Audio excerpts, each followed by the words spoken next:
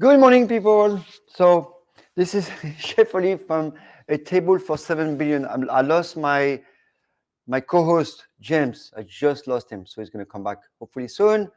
And meanwhile, we're just going to wait until he comes back. But I'm going to start talking about stuff. So we wanted to cover a bunch of stuff today, including eggs. So we had a fun podcast for you prepared. We're going to talk about the eggs. One of the things is the origin, but also how good they are for you, right? So I eat eggs a lot. And because he's not here, maybe I'll go get a pan. I'm going to show you a very cool trick how to do eggs. Really easy. Okay. So eggs is phenomenal. I eat a lot of eggs. My son eats eggs also.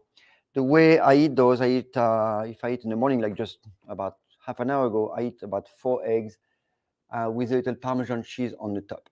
So I am going to show you I'm going to show you how to do it. Meanwhile, if James comes in, awesome. If not, I'm just going to show you how to make eggs super cool. So give me a 1 second. I'm going to come right back. I'm going to get my eggs.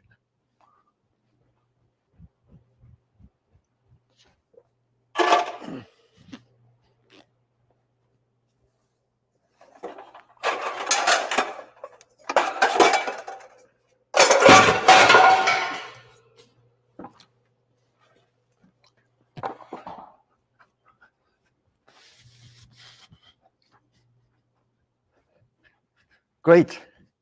So I didn't expect to do a demo, but let's do this. So this is something I do a lot, you guys, when I'm really busy and I don't want to cook, right? I know I showed you some of you guys. If you don't want to cook at all you can do is this. Cold pan, olive oil, super easy, right?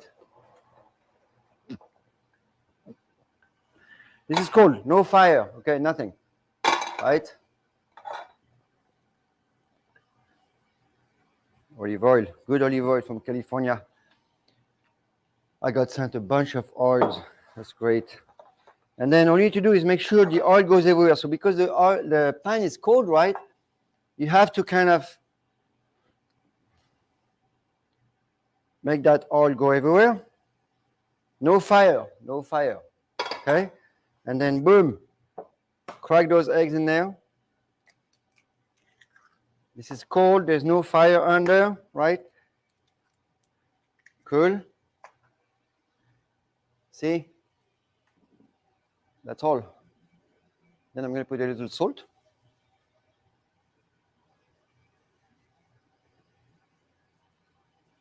And that's it, oven. Now you can see here, there's no fire, right? Nothing. I'm going to go straight into the oven. And they're going to be done perfectly at 375. 7 minutes. Cool. All right. So, meanwhile, James is back, hopefully. Jimbo. I'm back. Hey, I got lost in the Ethernet there, but somehow I'm back. So I don't since you were not understand here, how. what I did is I did a demo for the eggs. So I just put them in the oven. I just started without you. I'm so sorry. It's a good thing our show begins at 1 instead of 12:30, because from 12:30 to 1 o'clock, Olive and I were both sitting here eating lunch, and it was delicious. Yep. You were eating eggs, and I was eating a ham sandwich. I was telling everyone, every zero that are listening, that I was eating 4 eggs. That's how my breakfast goes. Yeah. 4 eggs, a little bit fried lightly with a little bit of Parmesan. And right now, I just did a demo, chef. So just so you know what I did, I just cracked 2 eggs in a pan, cold, went into the oven, and put some salt. But now that you're here, I'm going to put some Parmesan. Oh, actually, I'll put it at the end. Cool. So Well, I'm glad you broke the eggs first. That's the thing, and I don't think people realize that you have to break the shell in order to get to the egg, right? Sydney's been saving all the eggshells that I use because she grinds them up and uses them in the garden because they add calcium to the soil. It's really good. She's also been putting banana peels in the ground. Yep. I think I'm not sure, but I think she thinks she's going to grow a banana tree, but I'm not sure. I don't think that's how it works. No, she's going to grow a chicken in the form of a banana. So we were having a whole conversation about eggs before the show, and before we you were get shut talking down. about how, a lot of Americans think eggs are only for breakfast Even or if for baking. James, even still today, which is pretty amazing. Like I'm, we had this conversation year after year after year, and even today, people think eggs are bad for them. It's just weird. Oh my Sorry. God. Yes. I remember when it happened too. It was in the 80s when that whole fear of fat thing started happening, and suddenly eggs were the enemy, and people said, "Oh, you shouldn't eat more than 1 or 2 eggs a week because they have such high cholesterol." And it's just such nonsense. I mean, Yep. eggs are one of the most perfect foods. They're highly nutritious.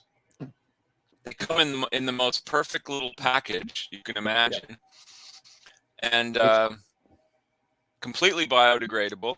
And the eggs are great. They're full of protein. They're delicious. They're incredibly versatile. I mean, you can fry them, you can bake them, you can poach them.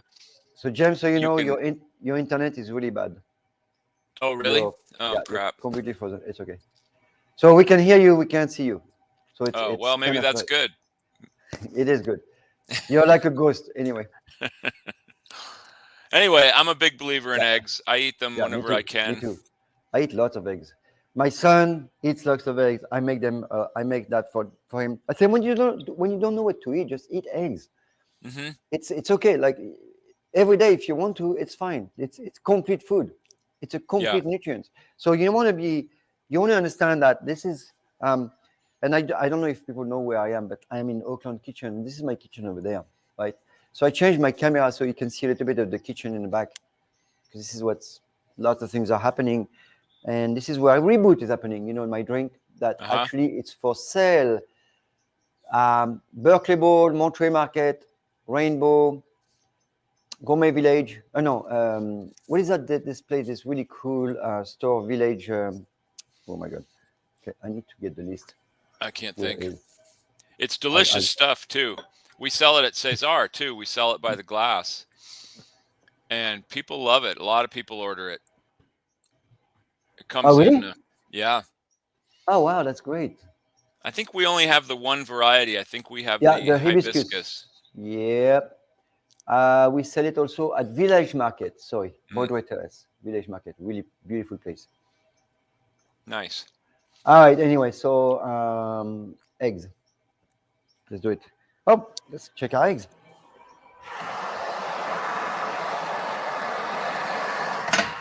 Not quite. So My oven was cold. My I oven have a was little cold. history of the egg. Yeah, go. And the fact is, because chickens, well, fowl in general, birds and eggs were around longer than humans, well, longer than historians anyway. Yeah, yeah. No one really knows. Like an historians.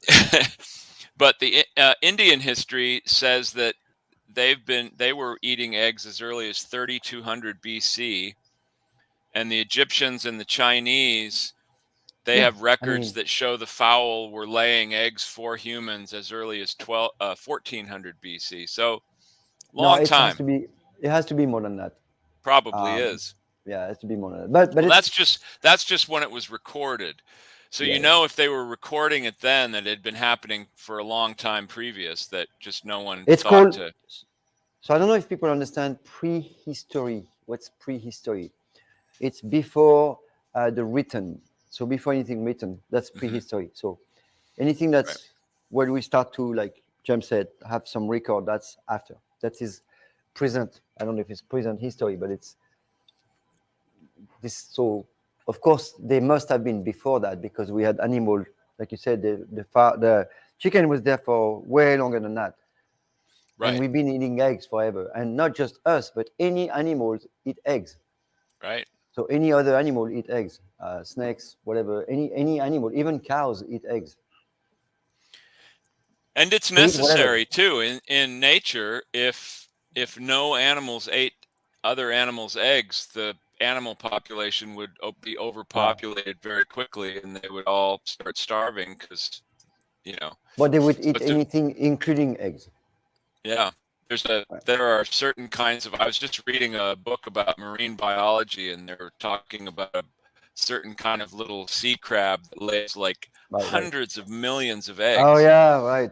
And most of them get eaten by something, and it's necessary that they are eaten What is because this food? otherwise there'd be so many of them that they would take over the ocean. So, Yeah. but they're food for other animals, and eggs are delicious. We're Yep. the only one. We're the only animal that cooks them, though, I believe. I The guess. rest of them just break the egg and suck the egg out of it. Yeah, we started to cook food, right? Mhm. Long time ago, though. Long time ago. That's kind of the argument I have when people start to grill. We have grilling class and we cook meat and stuff like that. And people often have the reaction of, "Oh my God, this is if you're grilling food, it's very bad for you." Why? Yeah. Like, how did you get to that? How did you get to that conclusion after millions of years of us cooking with fire? It's like okay, it's bad for us. But soy products are good for us, and any fake food is all good for us. Yes, of course. Yeah. Right. So Columbus was the Anyway, first one to bring chickens to the Americas. Chickens didn't exist in this hemisphere before they came over on Columbus's ship. I mean, there were other types of fowl, so they were probably eating eggs anyway. They were probably eating eggs from, ducks and I thought eggs were from India. they think, yeah, somewhere in Asia. I think that was from India. Oh, look, Kenneth. Ah, Kenny. Kenneth. There Long was an time. egg war. Wow. That would be so fun. Did they throw eggs at each other? Yeah, no. Is that what is, Chef James? I was asking you earlier. Is that what the word having eggs on your face come from? No. Yeah, maybe. People throwing From the eggs at each war. other. Maybe that just means that eggs were so hard to come by that they fought over them. I don't know. I don't know why there would have been an egg war, but Yep. But anyway, so anyway, Jim, yeah. bottom line, people have to get over their fear of eggs. Eggs are one of nature's most perfect foods. Oops, I forgot my eggs. And they are very, very, very nutritious. They're not bad for you. They're done. So you see how pretty they are? And I was started in a cold oven. If the oven was a little bit warm, you see that? Nice. Very nice. And now I'm going to get my Parmesan. I'm going to grate the Parmesan. And what are you cooking them in? Olive oil? Yep. I like olive oil. I do too. Although I usually these days when I fry an egg, I use bacon grease because I have a little jar of it. Well, bacon grease is. Now look how pretty those eggs are. Look at that. Very, very nice. See that? Yep. And look at my oil. Mm-hmm. What's important is the oil is green, so it's not burnt at all. Right. I don't have to eat it, but I could. Uh-huh. It is absolutely not damaged. So very important. Now, next thing is this. I would take the egg out and then I would drizzle that oil on a piece of grilled bread and. Oh yeah. Now think of this, guys. You see that handle right here? You see my towel? That's a dry towel. That dry towel lives here. That's it. It's going to live here until that pan goes to the dishwasher, because otherwise I'm going to burn myself for sure. Cool? Uh-huh. And you never want to use a wet towel because it'll conduct the heat right into your hand. Yeah. They couldn't work out how to raise chickens here, and they rated the eggs on the Farallons. Oh, interesting. Okay. They couldn't figure out how to raise chickens. Chickens are the easiest thing in the world to raise. They'll eat almost anything. I thought duck was. I've never raised ducks, but I've helped raise chicken. Yeah, chicken. Yeah. And then you eat them, right? Woo! Yeah. Man. Un bon poulet rôti.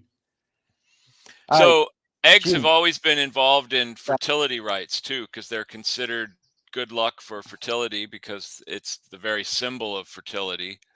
Right. which is why they're used in Easter, because Easter is a time of rebirth, and Ah, so that's wow. how the whole Easter egg thing came. Now, how it came to be that a rabbit delivers them to your door, I've never figured out, since rabbits don't lay eggs, but I know. who knows? They We saw a don't? funny quote earlier. We were researching some egg quotes, and one of them was, an Easter egg hunt is proof that children can find things if they really want to. That would be good for people who has kids, man. Otherwise, they don't get it, right? The kids are like, Uh, what'd you do with your socks? I don't know. ah, Where's your backpack? I don't know. Where's your jacket? I don't know. I lost it. But there's Easter eggs in the yard. Oh, I'll find them. Go out there and they find every one of them. Something about the plan. so funny. Yeah. Oh my God. Ah. But they actually got into battles on the Farallons over the eggs, even though they apparently smelled terrible. Yeah, I wonder what kind of eggs they were getting from the Farallons. Maybe the thousand years eggs. Maybe. Or how about this one? Oh, No, black garlic. that's garlic. You know those Yep. black eggs, right? Uh-huh. Same. Yep. Those thousand years. 1,000-year-old eggs. Right. They do smell bad. Yeah. They do. So anyway, eggs are good. Aye. Eat lots of eggs. Don't be afraid of them. Don't be afraid of food in general. It's, the only food you should fear is food that has been mass produced in a factory somewhere that's full of unnatural things. That's the kind of thing that you shouldn't be eating. But something as natural and healthful and delicious as an egg, it's beyond me why anybody would be afraid to eat it. So anyway, I've got a cousin who apparently has high cholesterol, and she wouldn't eat regular butter. She would eat margarine. And I tried to explain to her that margarine is far worse for you than butter, and she didn't. Oh my God. She had been convinced by the food police that margarine was somehow the healthy answer to butter. Why? It's just because insane. there's no saturated fat, which is so there's a huge study, and actually I should be careful what I say, but I don't care. I don't, because it's like, oh yeah, this is great. I don't care because I can show myself as an example, and I keep saying that because I'm tired of people believing in fake food anyways. So egg, when you eat saturated fat or good fat or natural fat, let's say natural fat, so what is natural? It's olive oil, coconut oil, could be what else? Avocado, right, from a fruit. That could be those are all good oil, and then all saturated fat, right? But no seed oil. So I don't like seed oil. I think that's terrible. I think they are the culprit of all the diseases we have, or a lot of them. And I can tell you that the structure of your membrane is really important. And the more you eat of those seed oil, the less your cell membrane get well made. Okay, right. We can go. If you think about how oils are made, seed oils have to be highly processed in order to be edible. You can't just like with an olive, you just press an olive and the oil comes out and you eat it. Right. So it's even more than that, James. I completely agree with that part. That's one part already before. Yeah, before they're already bad in the bottle. Agreed. But then when you go to the body, the problem is the body doesn't have the right tool to create those cell membranes again. You have to pay attention to that, because your heart, your cell membrane, everything, your muscle, your skin, this is made of saturated fat. This is what it is. It's a phospholipid, not just saturated, but omega-3 will do that. It's a blend of omegas, but you have to be careful, because some studies shows that if you don't eat any saturated fat and mostly seed oil, your integrity of your cell membrane change, and that's not a good sign. That's not a good idea. So, anyway. Well, it's another myth. It's another myth that somehow saturated fats are going to kill you. Like if you eat, red meat or bacon. They're going to keep you alive, and they don't oxidize. They never oxidize. They never get damaged. This is what you want, a non-damaged fat. Any other oil will be damaged when you cook it from that kink. Anything you see unsaturated, it could be mono, poly. So monounsaturated, there's only one. So it's better. And polyunsaturated has so many different ways it can break. It's not good, as when it's saturated, it can break. So just keep that in mind. Saturated cannot oxidize. The body cannot be eating damaged fat unless it's really, really shitty. Sorry, Yeah. bad quality of animal. Like if you get a really poor quality of animal, then that's not good either because there's toxins in the fat. But the structure is the same. So you need to think about chemistry and not about trends. Look at the chemistry. Look at the how the body works by biomolecular medicine. Literally, that's Right. what it is. That doesn't lie. And people, if you see that, you understand. If you don't, you don't. Done. And I'm not suggesting that people should eat meat every day or every meal because they probably shouldn't. And the reason they probably shouldn't is as a nation we eat far too much meat, and the more meat we consume, the more the industrial food complex has to produce it. So that's why you get factory farms and these huge feeding lots because people consume so much meat that they have to produce it. So Yeah, I'm not you should sure. This is temper your this meat. is James. This is something that's a big discussion, man. You I need know, when I know. no, you need to bring some facts if you want to come with like stuff like that. You need to have your facts, and I'm not saying you're wrong or right. I'm just saying like if you want to, this is something that needs to have like a fact check from does that really impact Oh because yeah, well eating I've done a lot of research on it when I wrote about this for the magazines, don't and it's eat bad manners. Yeah, and I did some research too, James, and eating too much meat, just like you said, will bring too much of the bad the commercial yes, I mean it's true that but primitive man ate you have to nothing be but careful, meat, right? but there You were have to be also a careful lot with less people around. So exactly right. So we have to figure out how to deal with that and make sure right. the animals are happy the whole life, then they die. That's the idea. It's Yeah. happy, then die, not super unhappy That's in my a personal terrible goal, is to be right. happy and then die. Yeah, for me it's the opposite. Anyway, that's a Oh, we you must be a Buddhist. James, I'd love to have that discussion about meat and Yeah, no, because it's a big no, topic it's a and big we'll talk subject about it. and we can't just go out without any facts, like precise fact about climate, about carbon, about greenhouse, all this. We need to have all the facts in hand, and then we can do that maybe next week or in a couple of weeks. But I really have to have those facts in our hand. It'd be fun too to get a guest on that specializes in that sort of thing. I know a couple of people, and I was thinking about inviting that she's That a would be a farmer, good thing so to do. I'd rather do that than try to have to, put the no, facts it's together true. myself because I'm So lazy. I have a farmer that I know. It's going to be it's going to be biased. Yes, I agree. But I'll let you know I'm biased towards that. But those are the elements I would like to contribute with. Hmm. Okay. All right, cool. All right. So let's go with booze. Yeah, I still have customers Yeah. I still I still very often have customers at Cesar that come in and say, so what's the difference between Scotch and whiskey? Or what's the difference between Scotch and bourbon? Which is a better question, by the way, because there is no difference between Scotch and whiskey. Scotch is whiskey. But the difference between Well, Scotch who and knew bourbon that? is a good question because they are different, even though they are both whiskeys. So Scotch So, and whiskey are the same. yes. Um, Scotch, what we call Scotch, what the Scottish people call whiskey, is uh, is whiskey from Scotland. Period. I mean, Scotch has to come from Scotland.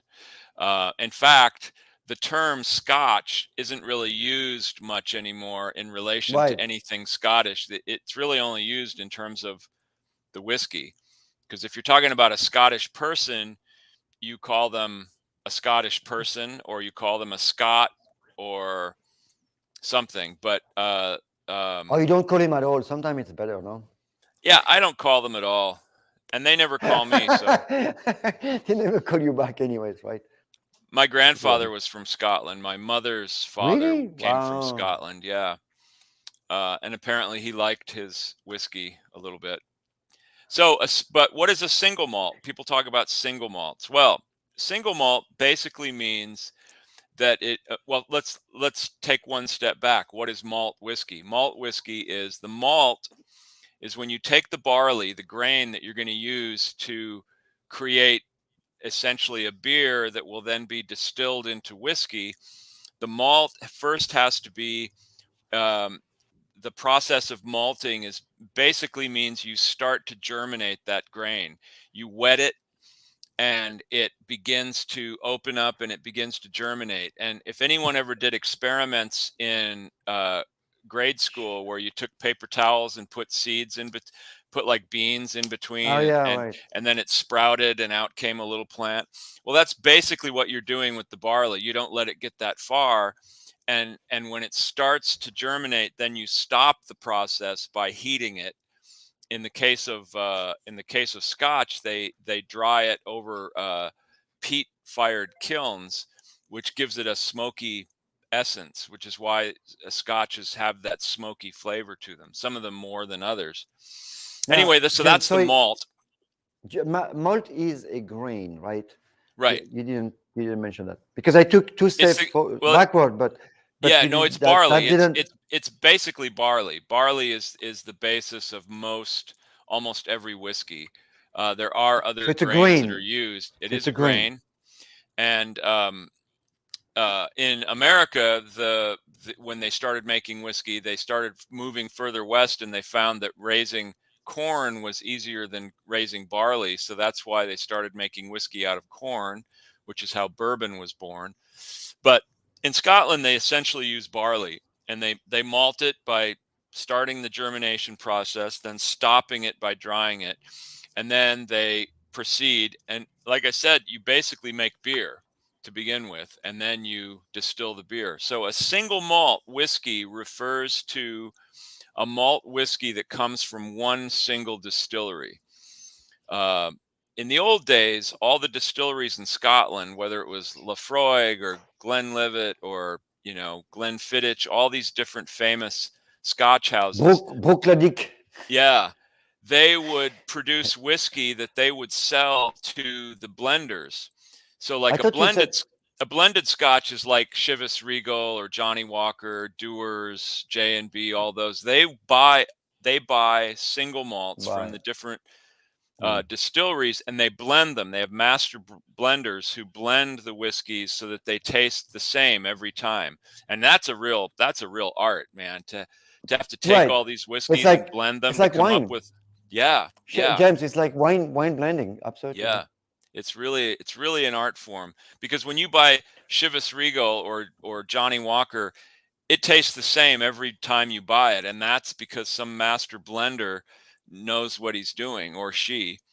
Um, so, but sometime, and in Scotland, of course, these single malts were consumed all along, but the big business was selling them to the blenders.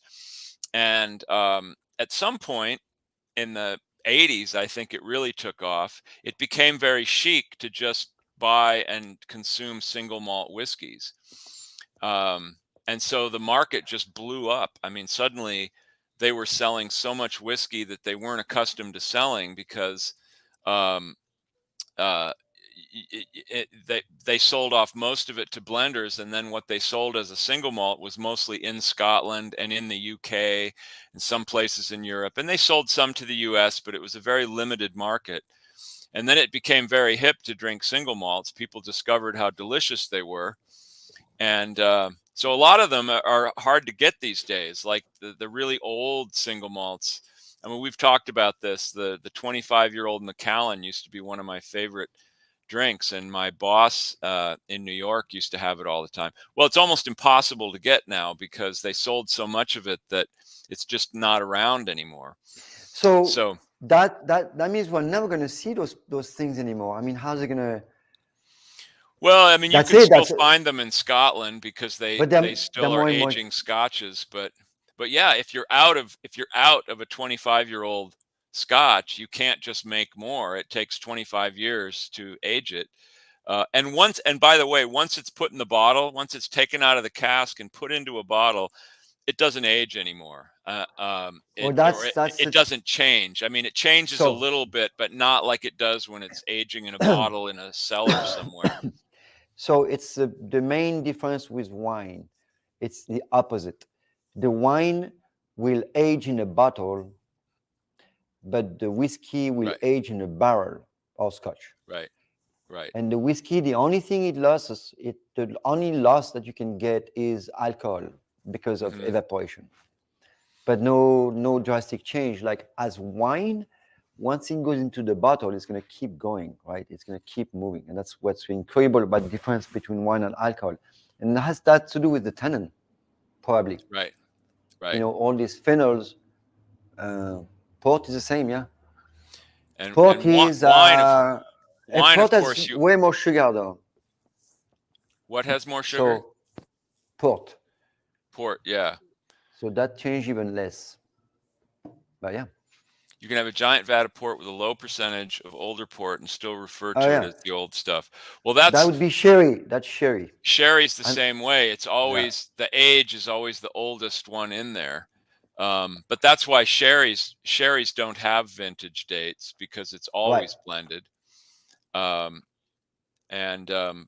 Port is usually blended too. Port and sherry and Madeira are also fortified wines, so they've also got either brandy or some unaged spirit added to them to preserve them. Right. And so any type of alcohol. So let's go back to the alcohol part. Alcohol is made of grain mostly, right? But it could be made of anything. It can be made of any fermentable carbohydrate. Right, because you understand that the way things ferment is from a bacteria or a fungi, yeast particularly, which is a unicellular, and all it does, it eats CO2 and sugar and produce. It eats CO2 and sugar and produce alcohol. Turns it into alcohol. Right, and CO2. So I'm sorry. And you can make sugar and produce CO2 and alcohol. Now, and anything that you can ferment, you can distill. In other words, like brandy is distilled wine. Whiskey is generally made from grain, although it can be made from potatoes. It's the same thing as bread, huh? You guys understand that? Right. So in bread, we keep the CO2 that is produced by the yeast, but in the winemaking, we keep the alcohol produced by the yeast. The yeast is sugar, and the byproduct or the poop is CO2 and alcohol. That's what I wanted to say earlier. Cheers. Right. And when you're making either whiskey or gin or vodka, you basically make beer first. You take the grain and you soak it, and you add these active yeasts that start fermenting the grain, and like you say, eating that sugar and turning it into alcohol. So then alcohol is yeast pee. I guess you could say that. It's not really. It's the byproduct. It's like when you eat honey. Right. Right. It's a bee's vomit. Right. And so you make what they call a wort, but it's really beer. In some places they call it beer, and it's a foamy carbohydrate, yeasty brew. Right. And then you take that and you distill it, and you take the essence, and that's what becomes the spirit. And of course, if you're making vodka, you just basically put it in a bottle and sell it. If you're making whiskey, you put it in a barrel and age it, and that's where it gets its color and a lot of its flavor. Tequila is different because it's made from a different source. It's still a fermentable carbohydrate. It's the same thing. In this case, it's made from agave. Yeah. Rum is from sugarcane. So the dark rum is interesting because it's a total sugar byproduct. Yeah. Sugar, because they add caramel to it to darken it. Sugar made of sugar. And actually, the funny thing about rum, they can't age it in where it's made, right? Right. They have to move it. And a lot of it is exposed, in Scotland, right? Some of the rum, it goes to Scotland to be aged. Yeah. It's crazy. Because if it's too hot, the alcohol will evaporate from the barrel and there will be no more alcohol. So you have to be in a cold country to make alcohol. And then, of course, So rum, brandy, like I yeah. said, is made from wine, but it's the same process. You're taking something, exposing it to natural yeasts, bacteria that turn the sugars into alcohol, and then you distill it, which means you basically are taking the essence of that liquid, that basically just the alcohol, and it also keeps some of the flavors too. That's why you can get you get a lot of the flavor in the aging process, but there's still some residual flavor taken from the wort or the wine or whatever Well, it is that's right. That's the thing. So in the oak, so that's something we can talk about next time. The type of wood and where do they get that and how difficult it is to get wood for the wine. Remember we talked about that. right. And for alcohol. Now the wood is going to give a lot of flavor to whatever, right? Yeah. So each wood has a congener. It's called a congener, and it's basically the residual, the flavoring, and that's what sometimes give you that headache, actually more. That's why a lot of with vodkas, they'll Autolysis, advertise that they distill it 4 times so that it's really super pure, and and it's cleaner, and it's it's much true cleaner. It's much cleaner, and because when it's you very distill alcohol, possible that it does give you less of a hangover, but well, ultimately a hangover is a headache, withdrawal headache, from alcohol. So headache, it headache. yeah, the headache. No, I said headache. So a hangover is a whole other thing, but I'm specifically talking about the headache Oh, as you I drink see. alcohol. You I don't see. need a lot. It's just because it could be a problem for people. And alcohol, when you distill alcohol, like for example, the people that do what is that called? In the forest in Tennessee, they do the Oh, wild, in the stills, yeah, the right, moonshine. moonshining. The first liquid has to throw away. It's a super poison. You will die like really quickly Hmm. if you drink that first. The first thing is called what is that, ethanol or methanol. It's It's true that terrible stuff, so you can't drink that, so you have to well, let it go, and then you can drink the rest, right? well, in distilling in general, even in a professional distillery, they have what they call the heads and the tails. So the Right, first bit exactly. out, you take that away, and then the Right, last bit you take away. Now, in a right. good distillery where they're working with a really clean product, they don't throw those away. They just will then redistill those and keep Ah, distilling them down so they become purer and purer. But mm.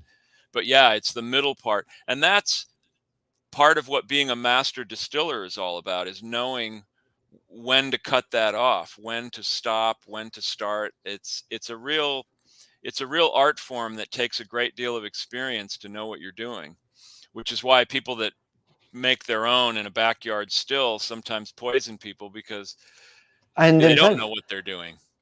it's extremely dangerous, like Yeah. you're shutting your liver. I mean, I Yeah. forgot the formula of this thing, but it's really terrible. This is I really mean, bad. making the base product, making beer, making wine is Right. really fun, and it's safe, and it's you can make bad product, but it's probably not going to kill you. But distilling can be a dangerous thing, and it's Absolutely. something that you really need to know what you're doing, Yeah. and which is why, of Yeah. course, it's illegal. I mean, the government tried to make it illegal so that partly because they want to tax everything, but I also don't know if, because yeah, right, but exactly. also because people were killing themselves, Right. and they were trying to protect people from their own idiocy. But uh, That's not gonna so work like that. what's the difference between Scotch and other whiskeys? That's another good question, and that is basically there's a whole range of styles of whiskey. Whiskey probably began in the British Isles somewhere. If you ask a Scottish distiller, he'll tell you that Scotland invented whiskey. If you ask an Irish distiller, he'll tell you that Ireland invented whiskey. But either So way, it doesn't really who should matter. we ask? So who should we Uh, ask? well, don't ask the English because they don't They did trust it. either the Irish or the How Scottish. about what about France and cognac and Well, they were doing distillation, but not whiskey. They were distilling no, grape I product. know. Yeah. So Right. whiskey began in the British Isles, and then of course it was taken to the Americas, to Canada and the United States. So there are different kinds of whiskey. So there's Scotch whiskey, there's Irish whiskey, And then in America, we started making whiskey similar to how they made it in Ireland, because most of the people that had come over that were doing the distilling were Irish, so they made it the way they made it back home. But then, because of taxes and the revolution and all kinds of other stuff, they started moving further west, and they went off into Kentucky, where they found it was a lot easier to grow corn. And so they began to make corn whiskey, which, as I said, was sort of the birth of bourbon. And bourbon by law has to be 51% corn. Right. Right. And then over that, it can be anything. And it's usually barley, although in some cases, like Maker's Mark, they use wheat. And why is it called bourbon? Why does it have a French name? Bourbon, of course, was one of the big ruling families in France for generations, still today. The reason is because... I mean, they're not kings anymore. Right, right. Well, there's a county in Kentucky called Bourbon County, and it was named because the French helped us a lot. The French, by the way, is America's oldest ally in the world. And the French, we wouldn't have won the revolution without the French. They helped us so much. Hopefully we've repaid the... So, you know that, yeah, I don't know if I told you that last show, but Louis XVI, one of the reasons he was beheaded and dumped from the government is because he went to so much debt. He sent so much money to the American Revolution. Now, I told you last week. Yeah. Because he didn't want the English to win. So basically, Right. French people, they spent so much money, he got into so much debt that there was no more money, and people were so hungry, and they kicked him out. But basically, one of the big draw was the American Revolution. He spent too much money on that. Right. Well, anyway, to sort of as a tribute to the Bourbon Kings, this county was named Bourbon County, and it's on the Ohio River, and so all the whiskey that was made in the area to be shipped off, because most of it was, it was a big business. They would ship it down the river to New Orleans. So all the whiskey that was going to go would get sent to Bourbon County, where it would get put on ships to go down the Ohio to the Mississippi and then down to New Orleans. And the barrels were all stamped with the point of origin. So they all would have been stamped bourbon. And so the whiskey became known as bourbon, and that's simply how it became bourbon. And now bourbon can really be made anywhere as long as it's 51% corn and it's made in a the way bourbon is supposed to be made. It has to be aged for so long in a barrel, et cetera, et cetera. Yeah. Kenny, I don't think just the water is enough to. It's true that water is a big thing. I mean, the water in Scotland has a lot to do with the whiskey, but you have to have good water to make any kind of any bread, baking, pasta, whatever, right? So and it's true. I mean, if you take the same wheat and the same bacteria or the same yeast, and you bake it in, say, Ohio, and then you take that same thing and you go to Italy, it's going to be a very, very different bread, because the water is going to be different. There's different stuff in the air, and it's very different. Yeast is going to be different. Everything is going to be different. But yes, Kentucky was renowned for the quality of its water, and that's why there's a drink called Bourbon and Branch, which is bourbon with branch water or spring water. And I don't know. I'm assuming it's still very good. Modern times, a lot of things are polluted now, but yes, they were famous for their water. It was very, very pure and clean and tasted great. And now there's another one, Tennessee whiskey, which I think the only one left now is Jack Daniel's. I think, what's the other one? There's another one, Hinkles or Dinkles. Anyway, there's only one or two. The most famous of which is Jack Daniel's, which is like the biggest selling. I think it's the biggest selling whiskey in the world. Anyway, those are called Tennessee whiskeys, and the only thing that differs in how it's made from bourbon is that they filter it through charcoal. And that's the only thing. Otherwise, it's made exactly like bourbon. It's still 51% corn, et cetera, et cetera. So charcoal gives flavor, but also it removes all impurities, right? Right. Wow, that's a clean water right there. Yeah. And you have that flavor. So the charcoal give you that smoky flavor? No, because bourbon tends to be sweet. Bourbon gets... No. The Jack Daniels. Well, Jack Daniels is You have to essentially go on a bourbon, and pit, it's pretty sweet but it's too. But no, the Jack Daniel is very smoky. I mean, it's does it have a smoky flavor? It's been a long time well, since it's I've kind of tasted. like this. Yeah, me too. Oh my god, I thought that was more like they put it onto a pit, like they smoke them. No, Because I don't think charcoal, so. I don't think how charcoal can add flavor, but maybe I'm wrong. It's just they pour it through these into They these char the vats that barrel, go down yes. through the charcoal, and it Yeah, keeps they char the removing. barrel, yeah, Well, because they the char the charcoal barrels, but remove. that's different. That's a different thing. They char the barrels to prepare them and to purify them and remove, because you don't want anything in the barrels that's not supposed to be there, and that's a No, lot and of times also why for they charge it. that's And it also gives yeah, flavor. yeah, smokiness, yeah. Bourbon, I mean, whiskey in general gets almost all its flavor from aging in wood barrels. It gets, in the case of bourbon, it gets a lot of vanilla flavors and sweet flavors. I thought there was the difference between American oak and French oak. It's vanilla between coconut and vanilla, something like this, right? Yeah, Remember, yeah, there's this yeah. Now, like kittens. Yeah, Irish just like that. whiskey is like kittens. Irish whiskey is made very similar to how Scotch is made, but it lacks that smoky essence, because in Yeah. Ireland, to dry the malt, they dry it in ovens, and the heat source is remote. So they burn peat, but it just funnels the heat into these ovens and dries the Ah, malt, whereas the malt in Scotland is dried directly over these peat, uh, the the like the embers of the peat fire. So it's more direct. In Ireland, it's indirect heat, so they don't have that smokiness. It's more like American whiskey. Anyway, so right. like uh, what's the famous Irish whiskey? I can't say it right now. Bushmill.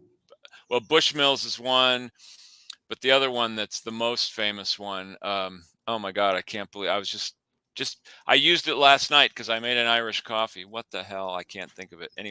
Uh, Anyway, so those are the basic styles ah. of whiskey. Japan makes some excellent whiskeys these days, but Oh yeah, that's right. Yeah, they tend to they've been doing emulate that the Scottish whiskey makers. So they've been doing that for a while, for chef. a long time, yeah, they're just Yeah, getting right. Huh? better and It's better like at it. There's some new ones that have come how out about that are terrific. do you remember the red breast?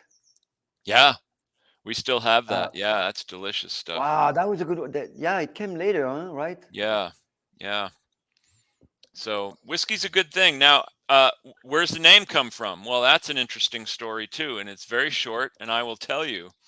In Whoa. general, Jameson. Jameson. Thank you, thank you. Oh my God, I couldn't believe it's probably one of the biggest I know it's brands the in the yeah right. world. Um, so Look, Jessica, you how do you know that, Jessica Jessica? That's why I like Jameson. you. Oh yes, thank you. She Merci. she's working right now. I can tell because she's mentioning that Jameson drink. Yeah, she's probably doing shots as we speak. She's a nurse. So Yeah. everyone's heard of eau de vie, which is the water of life. It comes from the Latin aqua vitae. This has been translated into many languages. Of course, in French, it's eau de vie. In Scandinavia, it's aquavit, which is a very Yep. popular spirit there.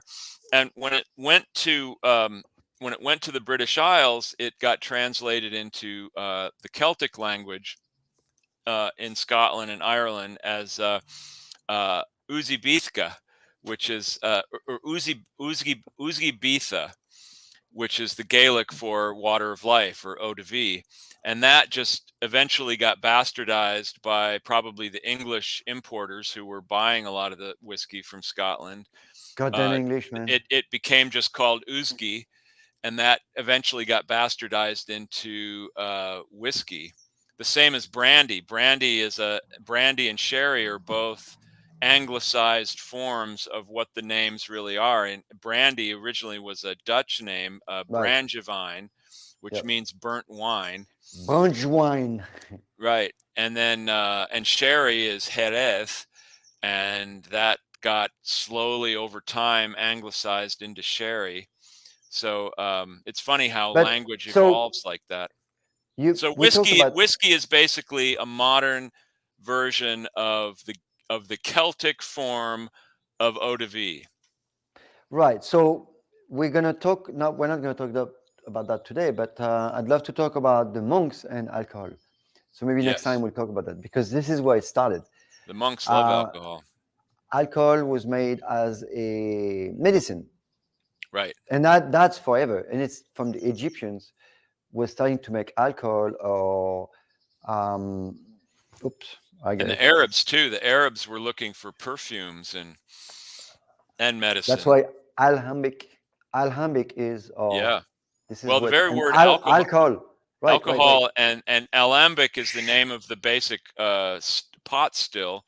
Mis- Those are both from the Arabic, and Zinfandel was from a mislabeled crate apparently. I don't Oh, know about really? it. Oh, Zinfandel's a funny. I know it's weird. It's sort of White a. Zinfandel is something I discovered when I first came to California, and I could not believe that drink. I was like, "What the hell is that?" And I thought that was a strawberry syrup or juice. It's pretty And sweet. and I was like, "Oh my god, what the hell is that?" And so I learned it was a real wine. I'm like, "No, that's Chartreuse." We'll talk about this Chartreuse next week. We can talk about Well, we'll talk Chartreuse. So about that because that will be. that has a lot to do with the monks. And this is Still, something to that this is day, it's made by the monks. and it was interesting how they were able to keep their monastery during the revolution and after the revolution, Right. which is very, Right. very phenomenal. See, they were expelled from that monastery and then they come back and took it because they were the only one to know how to make the chartreuse. Right. Right. So Anyway, let's talk about drinking whiskey just briefly in the couple minutes we have left. I really like whiskey. And there's one other kind of whiskey. There's other kinds of whiskeys, but the other prominent whiskey is rye whiskey, oh yeah, which is made exactly like bourbon, except that instead of being required to be 51% corn, it has to be made from 51% rye. And rye is just another grain. It's similar to wheat. And before Prohibition, rye was the most popular whiskey in America. And a lot of the distilleries were destroyed during Prohibition. And America started drinking a lighter style whiskey. Why? Because it was being smuggled in from Canada. And Canadian whiskey tends to be a blended whiskey. It's a much lighter style. my And so that became the prominent whiskey in America because it was so easy to get. The gangsters were bringing it across the border in upstate New York and bringing it down. they had to be gangsters. Well, it was a very, very illegal activity. So yes, Right. just by nature of the fact that they were doing it made them outlaws. I mean, there were also outlaws that were making whiskey and selling it, Yeah, I which know. was Right. pretty dreadful stuff. But at least the Canadian stuff was good whiskey. I mean, it was Right. good. It was, a perfectly legitimate product. It just wasn't allowed to be sold in this country, so they Right. had to Right. smuggle it in. And but So rye is a good spice even for bread. Rye bread is actually healthier. It's a yeah. really good, very interesting spice. Has a lot of good properties. Anyway, And rye whiskey's really made a comeback. There's a lot of new ryes on the market. A lot of distilleries have opened, and can you old taste distilleries. can you really taste the rye in the whiskey? It's been a It's long time. different. Yeah, it's very different than bourbon. It's a little spicier. Um it's a little more, I don't know, a little more herbal tasting than, because bourbon tends to be sweeter, more Yeah. vanilla-y. Bourbon is sweet. I like bourbon. Bourbon is great for cocktails. Uh Yeah, the redneck and distillery. Yeah, I know. I've heard that. Actually, you know who told me that story? My son, my 16 years old son. How would you know that? well, I always thought that redneck referred in general to people that worked outside, farmers, Right. you know, people that worked on oil wells, anybody that worked outside, because you were getting Outside. sunburned on your neck, and you could I you think could there's another thing to it, and that's what I heard, but I forgot. Maybe someone and it knows. became a derogatory term because rednecks were considered, I don't know, you were either considered not very bright, or you were really, kind of bigoted or conservative, and it's not really very fair, because just because you have a sunburned neck doesn't mean you're a bad person. Exactly. Like it's not because you're a farmer that you're bad. Right? Right. It's And we crazy. certainly, It's nothing really wrong with weird. being a farmer. Nothing wrong with being a No, distiller either, as long as you're doing it correctly. But I whatever. like It's whiskey. it's I your tend to stuff. like whiskey straight. I like Scotch especially. Probably my second most favorite is rye. Um, Wow, but look at bourbon's that. really good for. Yes. The feds were Yeah. cracking down. The sign of solidarity who were defending the procedure wear a red bandana around their necks. Huh. Wow. That's Never great. heard Yeah. that one. Could be. Could be. Um, I would bet a lot of those people were wearing red bandanas around their necks anyway, but who knows? Not me. The thing about bourbon is it pairs really well with lemon, and it pairs really well with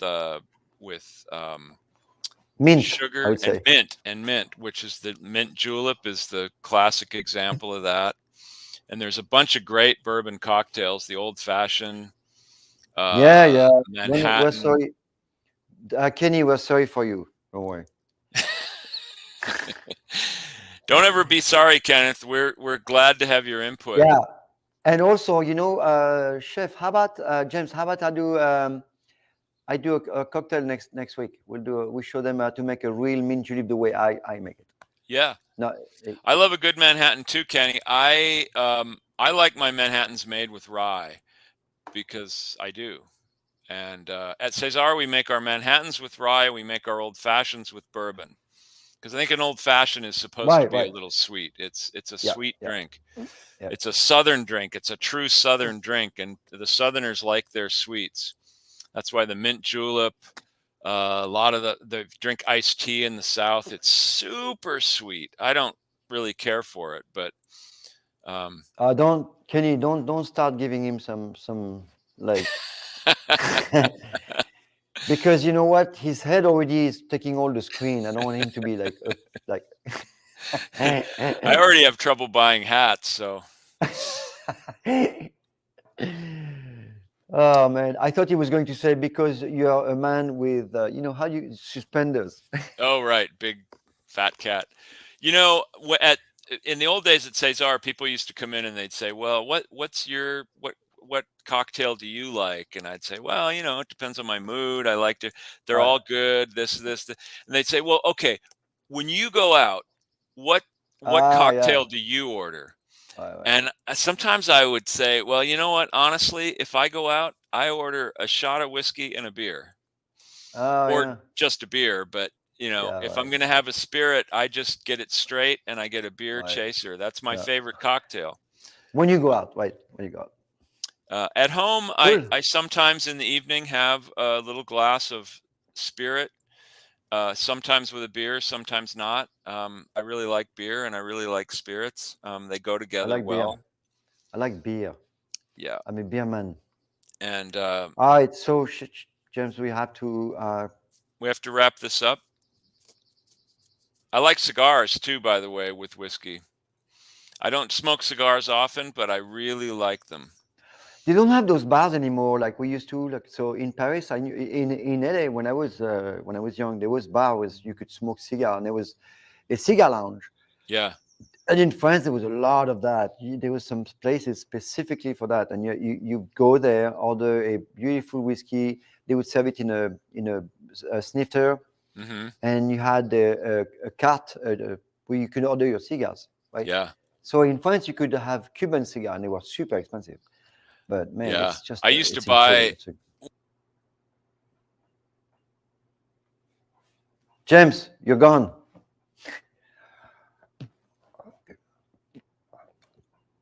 We can't hear you anymore. Oh, it's funny. All right, well, guys, it is the end, anyways. James has, because you see, James is it's the art, some food, smelling like cigar. No, but we do smoke. There was a lot of bars where you could smoke cigars. That's why I used to go. One of them was called the Okay. was one of the bars that I used to go was called the Forum. The Forum was next to the Champs-Élysées. It was not very busy. It was just a really cool place where I used to go with my friend Alex from Le Petit Four in LA. And we used to hang out and have a whiskey or a cognac and a cigar. We'd love that. It was really fun. There used to be a cigar room at the Ritz in San Francisco. It's probably illegal now. I don't know. I don't know if they still do that, but. All right, you guys, good to see you, everyone. Oh, great. Now I want a cigar and a glass of whiskey. Now we can hear you. You have to go. All right. Thanks for joining us. All right, guys. Good to see you. See you next week. 1 o'clock. Don't be early.